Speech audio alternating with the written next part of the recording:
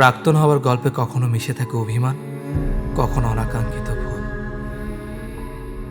অভিমানের দেয়াল ছাপিয়ে ভুলের পরিমাণটা যদি অনেক গুণে বেড়ে যায়, তবে সেই স্মৃতি হয়ে ওঠে আক্ষেপের জঞ্জাল। বহু বছর পর যদি স্মৃতিগুলো এক টুকরো বাস্তবতা হয়ে দেখা দেয়, চোখে চোখ রেখে কথা বলাও দুষ্কর হয়ে ওঠে। নিঃশব্দ চোখের জলটাও ভাষা হারায় প্রিয় মানুষটির কাছে।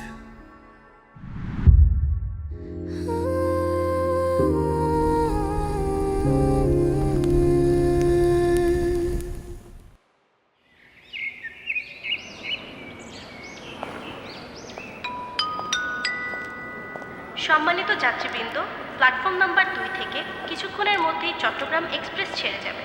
দয়া করে আপনারা আপনাদের আসনটি গ্রহণ করুন। ধন্যবাদ।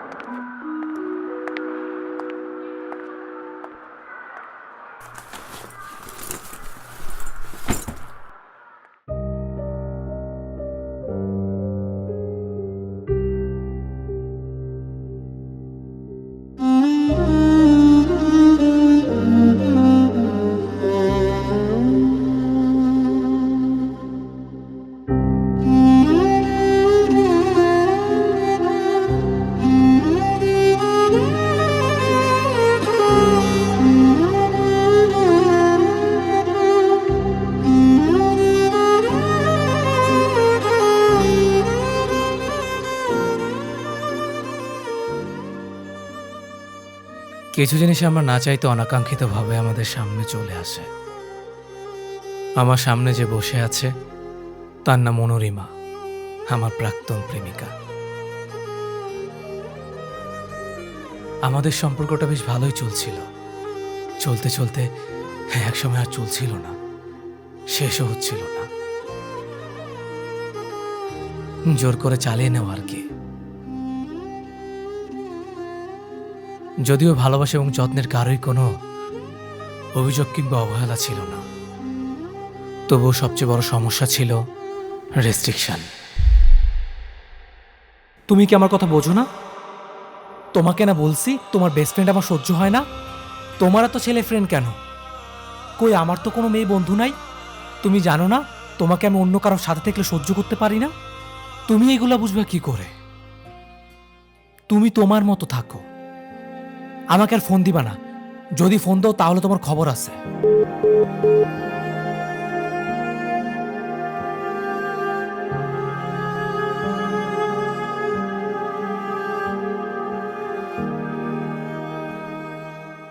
সম্পর্কের শুরুতে যেসব ইনম্যাচুর অ্যাটিটিউডের ভেতর ফ্যান্টাসি কাজ করে, সম্পর্কের শেষের দিকে সেসবই অসহ্য লাগতে শুরু করে।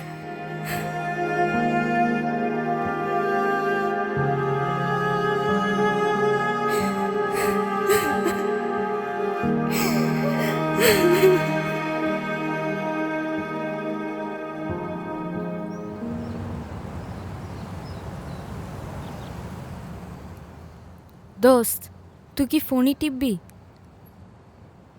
তোর সাথে আমার ইম্পর্টেন্ট কথা ছিল। তুই তো কিছু বলতেছিস না, বল এখন। দোস্ত জানিস, অভি আমার কোনো ফ্রেন্ডকে সহ্য করতে পারে না। কাল রাতে ভীষণ চিৎকার করছে, আমার সাথে উল্টাপাল্টা বিহেভ করছে। ও আমার কোনো ফ্রেন্ডদের সাথে দেখা করা সহ্য করতে পারে না। তোদের সাথে যে বেরোই, তোদেরকেও নিতে পারে না। শোন, আমি তোকে একটাই সাজেশন দিব, তুই ওর সাথে ব্রেকআপ করে ফেল। আমি আছি দুই নৌকার মাঝখানে, না পারতেছি ছাড়তে, না পারতেছি রাখতে। I am totally confused. এভাবে রিলেশন চলতে পারে না দোস্ত। তুই অনেক কষ্ট সহ্য করছস, আমি আর তোর এই কষ্ট দেখতে পারবো না। তোর ভালোর জন্য আমি এই কথাটা বলছি, কথাগুলো ভাইবা দেখিস।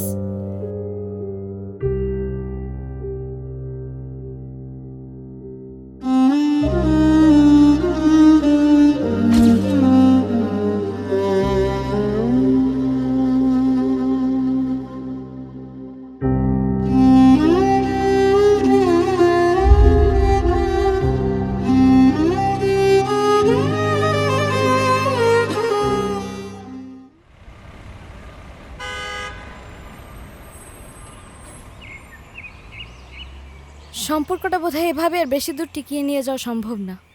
কেন, আমার সাথে থাকতে কি আর ভালো লাগছে না? সারা জীবন থাকবার জন্যই তো এসেছিলাম, থাকতে পারছি না, দম বন্ধ হয়ে আসছে। হঠাৎ এত তোমার দম বন্ধ কেন লাগছে? অভি, সম্পর্কটা আসলে ততক্ষণ পর্যন্তই সুন্দর যতক্ষণ এটা অলংকার হয়ে গলায় ঝুলে থাকে।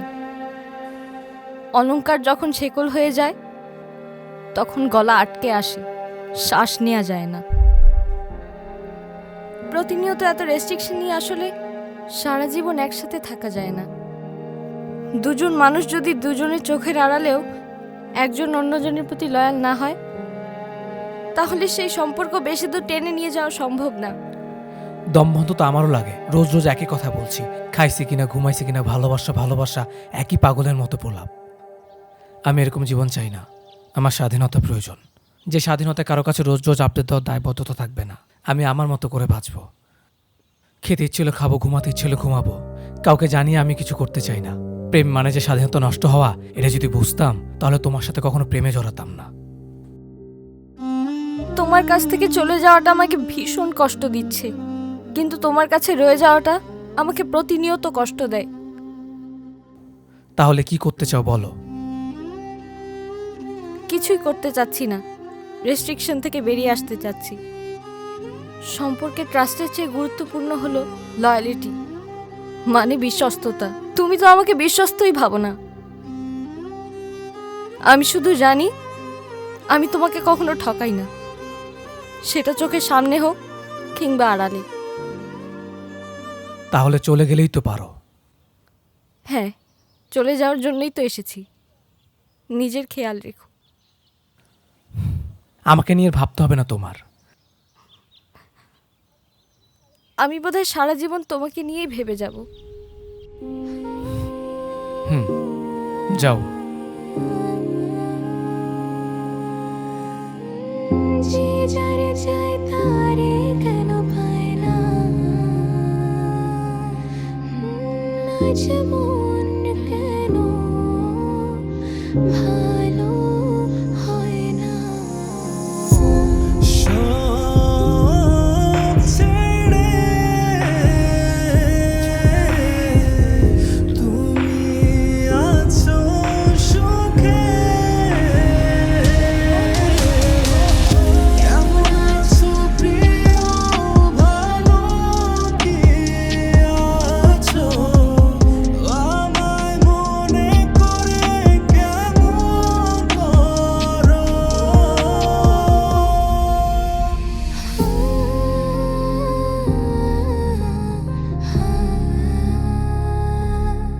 চলে যাওয়ার সময় কাছের মানুষের চোখের দিকে তাকানো যায় না।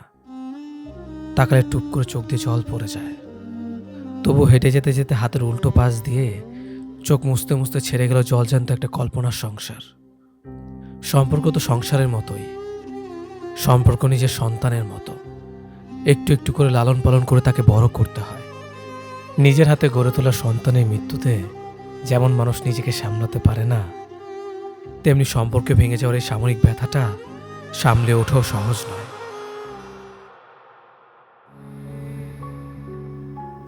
সম্পর্কটা শেষবারের মতো শেষ হলো। আমি নিজের মতো করে স্বাধীনতা উপভোগ করতে শুরু করলাম। মন চাইলে যেখানে সেখানে যাওয়া যায়, মন যা চায় তাই করে। রাত করে ঘরে ফেরা যায়, কোথাও কোনো রেস্ট্রিকশন নেই। কাউকে সারাদিনের কাজের বিস্তারিত জানানোর দায়বদ্ধতা নেই। বেশ দিব্যি দিন কেটে যাচ্ছে। তবে কিছুদিন যাওয়ার পর অনুরিমাকে খুব মিস করতে শুরু করলাম। খাবার টেবিলে খেতে বসলেই মনে হয় কোথাও কেউ নেই খাবার কথা জিজ্ঞেস করার মতো। ঘুমাতে গেলে ফোনের উপর হাত রেখে মনে হয় কারো কোনো কল আসবে না আর। সেদিন প্রথমবারের মতো টের পেলাম অতিরিক্ত যত্নে যেমন মানুষ বিরক্ত হয়, মানুষ তেমনি যত্নহীনতায়ও বাঁচতে পারে না। সম্পর্কে রেস্ট্রিকশন ব্যাপারটা না চাইলেও চলে আসে। ভালোবাসার মানুষকে নিয়ে সবাই একটু ইনসিকিউর ফিল করে, এটাই স্বাভাবিক। এই ভয়টা যার যত বেশি, তার প্রেমের গভীরতা ততটাই স্ট্রং।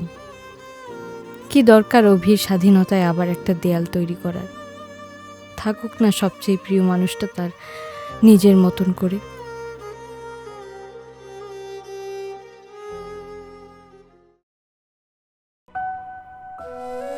অনুরিমা তো রেস্ট্রিকশনগুলো নিতে পারছে না, তার তো দম বন্ধ হয়ে আসছে সম্পর্কে। একসময় প্রেমের অলংকার শেকল হয়ে আটকে গেছে, থাকুক না হয় মুক্ত হয়ে, নিজের মতো করে বাঁচুক। যোগাযোগহীনতায় স্মৃতির ওপর ধুলো জমে গেছে। মানুষের সাথে মানুষের দূরত্ব মানুষের মায়া, মোহ এবং মুগ্ধতার ওপরও মরীচিকা ধরিয়ে দেয়। সবুজ হাত মিথ্যে, যে চায় সে পারে,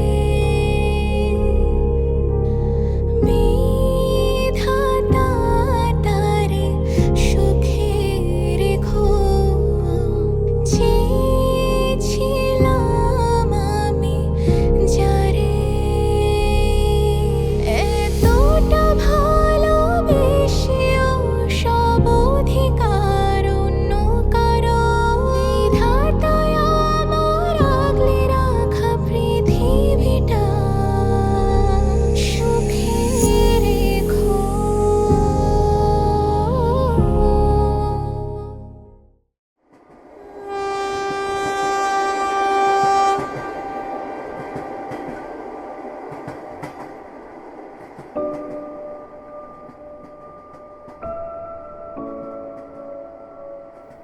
কোথায় যাচ্ছ?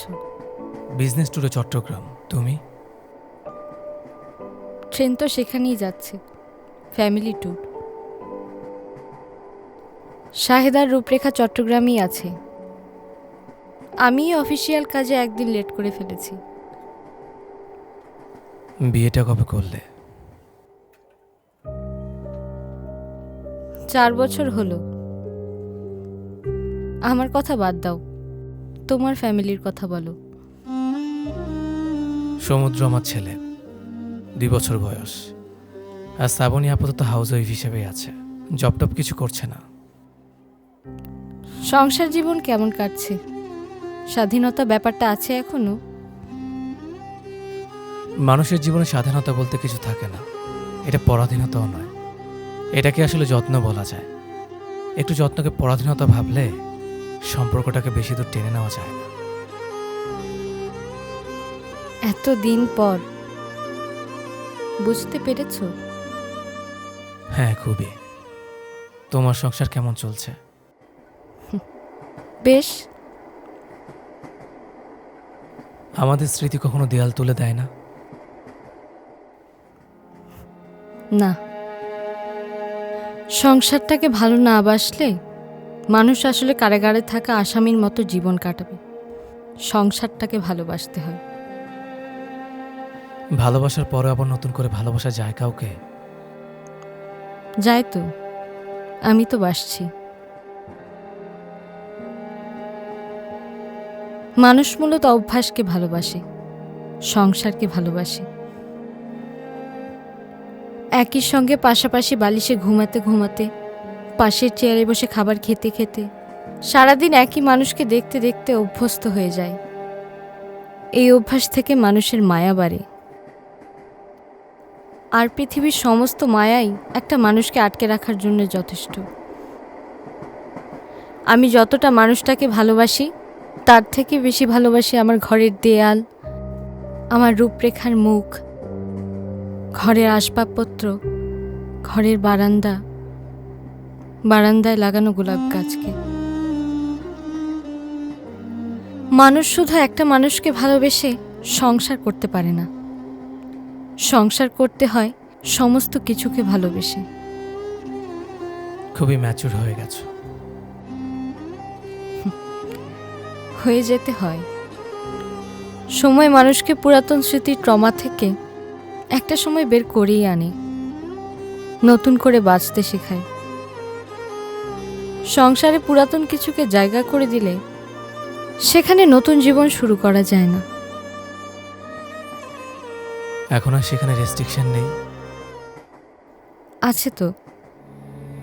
সম্পর্কে রেস্ট্রিকশনটা মূলত বিপরীত মানুষের ইনসিকিউরিটির বহিঃপ্রকাশ।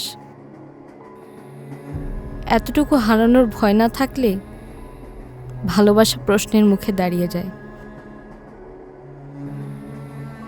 সংসারটা আসলে অ্যাডজাস্টমেন্ট আর অ্যাপ্রিসিয়েশনে হয়। একটা মানুষের সাথে রয়ে যাওয়া সহজ না একদমই।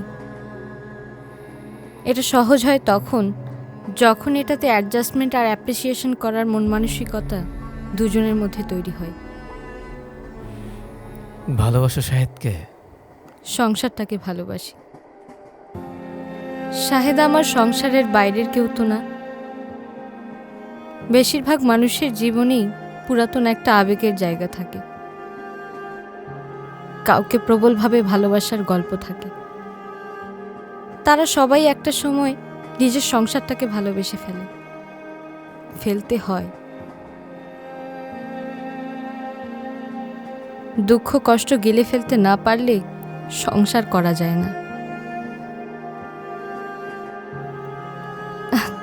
তা শ্রাবণীর কথা বলো, খুব লক্ষ্মী নাম এটা।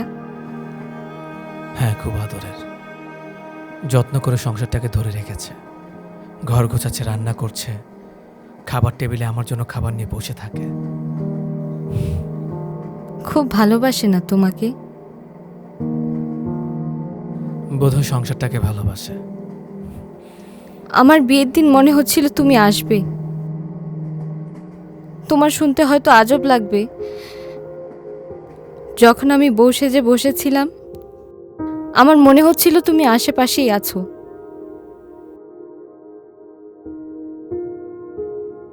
কিন্তু আমি এতটাই বোকা, যে মানুষটার আমার সাথে থাকতে দম বন্ধ লাগে সে মানুষটা কিভাবে আসবে?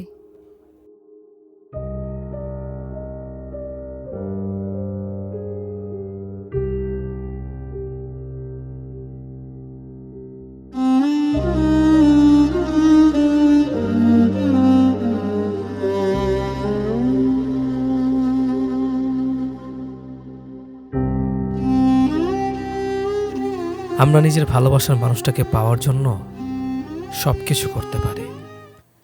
যে মানুষটাকে পেতে আমার এত কষ্ট হয়েছিল, সে মানুষটাকে হারানোর জন্য ছোট্ট একটি কারণই যথেষ্ট ছিল।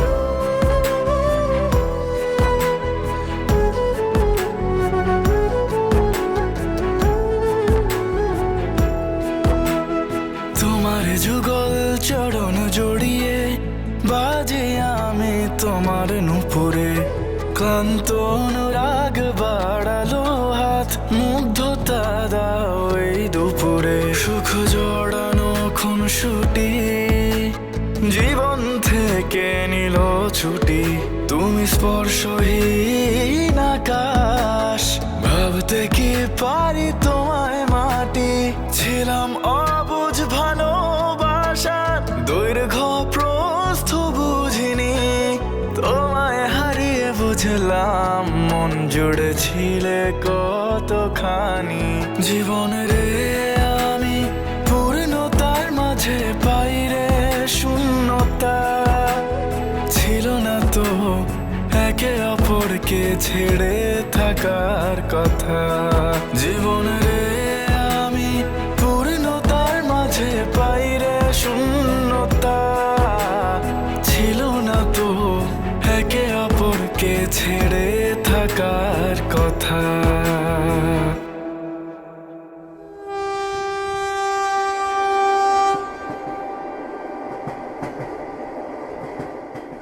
তোমাকে শাড়িতে অনেক সুন্দর লাগছে। শাহেদের শাড়ি খুব পছন্দ।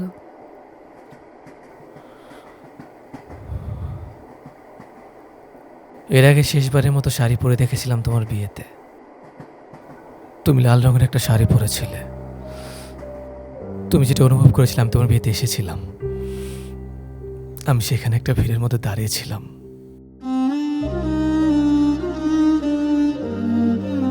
কিন্তু কবুল পর্যন্ত আমি সেখানে নিজেকে আটকে রাখতে পারিনি, পালিয়ে চলে এসেছিলাম।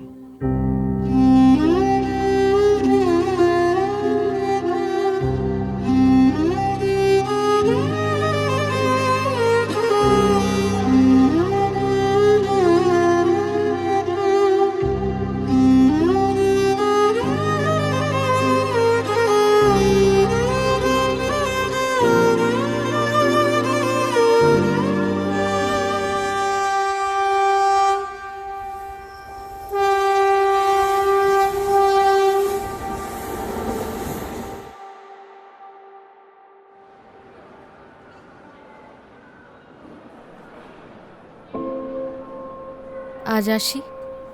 আটকানোর ক্ষমতা তো আমার নেই। আবার হয়তো কখনো দেখা হয়ে যাবে এই গোলকধাতার পৃথিবীর কোনো এক অচেনা গলিতে। ভালো থেকো, নিজের যত্ন নিও। তুমিও নিজের যত্ন নিও। পারলে সিগারেটটা ছেড়ে দিও। মানুষকে কখনো কখনো অন্যের জন্যও বাঁচতে হয়।